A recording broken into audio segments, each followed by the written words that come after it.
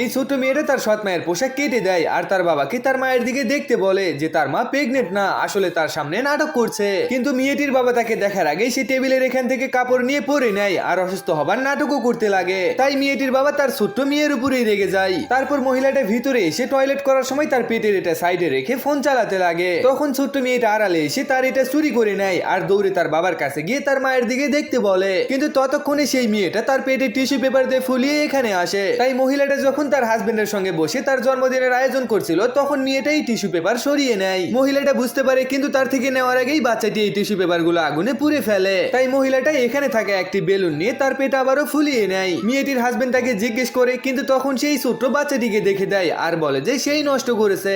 যেটা শুনে এই মেয়েটির বাবা অনেক রেগে যায় আর তার এই ছোট্ট মেয়েকে একটা ঘরে বন্ধ করে রাখে। তাই ছোট্ট মেয়েটা এবার দুঃখী হয়ে হাল ছেড়েই দেয়। কিন্তু ছেলেটা কেকের ভিতর কিছু একটা দেখে তার স্ত্রীকে জড়িয়ে ধরতেই তার পেটে থাকা বেলুন ফেটে